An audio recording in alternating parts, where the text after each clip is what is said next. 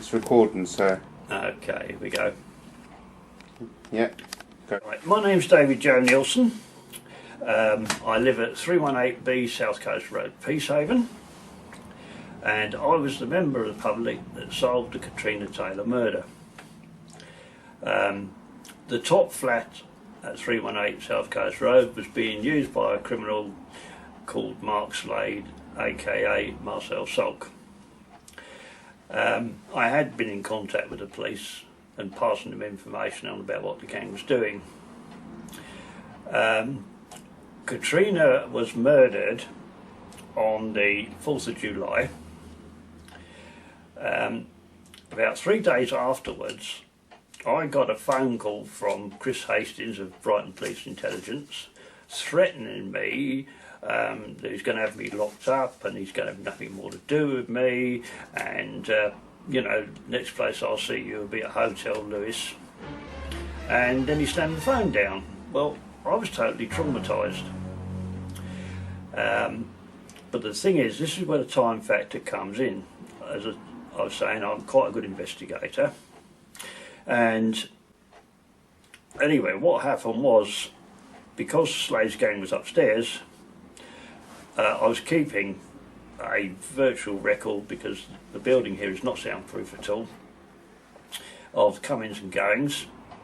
And so anyway, what happened was, as I said, Katrina was murdered on the 4th, and I was threatened on about the 7th by Sussex police. Meant I had nobody to go to, totally traumatised. Now, on the 10th of July, I uncovered some information that led me to believe that Simon Williams was a person involved in the murder of Katrina Taylor. I went back on my diaries for the 5th of July. This is the morning after the murder. Simon Williams was in the top flat, and this flat was top flat 318B South Coast Road, was being used by Mark Slade for major fraud and drug stealing, all covered up by Sussex police. And as I said, the building is not soundproof.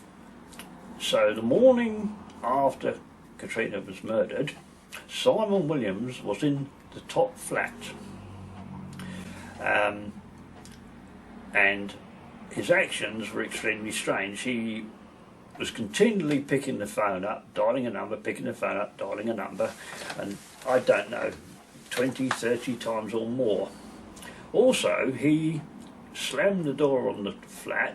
Then I saw him walk past my kitchen and go and sit by the drain at the back of the property.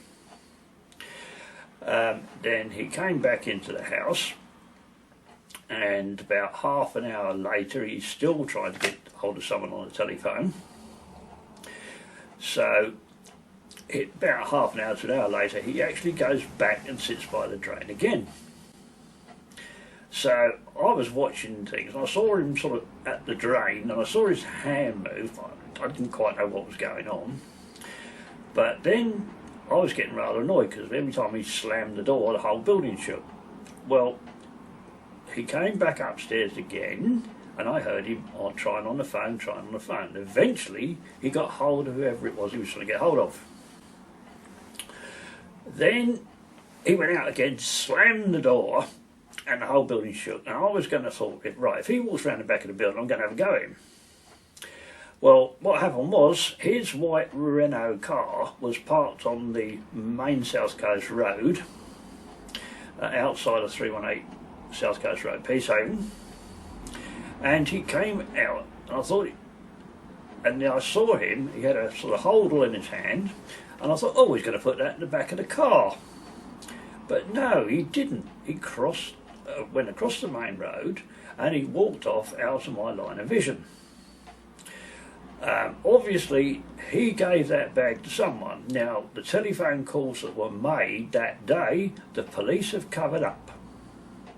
Completely, and utterly. Also, all the calls made from the upstairs number, Sussex police have erased them all.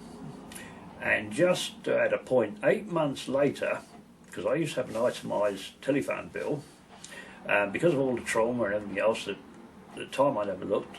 Then I went and looked at my itemised bill, and I found all my calls I'd made to Sussex Police, etc., and to fraud departments, all of them had been wiped completely off my bill.